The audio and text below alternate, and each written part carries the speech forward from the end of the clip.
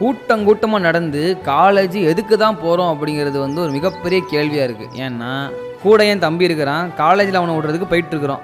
அப்போ போகிற வழியில் திடீர்னு 2 பேர் வண்டி மோதுற மாதிரி ஆகி அவங்க 2 பேர் சண்டை போட்டுட்ருக்கிறாங்க. எதிர்த்தாப்புல நாங்கள் பார்க்குறோம் அதை. அப்போ சமாதானம் ஏற்படுத்துவோம், இறங்கல போவோம்ல அப்படின்னு சொல்லும்போது காலேஜ் 9 மணிக்கு முன்னாடி நான் இருக்கணும், லேட் ஆயிடுச்சுன்னா லெட்டர் எழுதி கொடுக்குற மாதிரி இருக்கும். ஸோ அதனால் 9 மணிக்குள்ளே நம்ம போகணும், கிளம்பு அப்படின்னு சொல்கிறான். ஆனால் நான் வண்டி எடுக்கலை, 10 செகண்ட் நின்னேன். அவங்க சமாதானம் ஆகலைன்னா நம்ம போய் சமாதானம் பண்ணி விடணும்னு பார்த்தேன். அப்புறம் அவங்களே சமாதானமாகி கிளம்பிட்டாங்க 2 பேரும். இப்போ கேள்வி, என் தம்பி உதவணுங்கிற மனப்பான்மை உள்ளவனாக இருந்தாலும் காலேஜ் வந்து என்ன சொல்லி கொடுக்குது?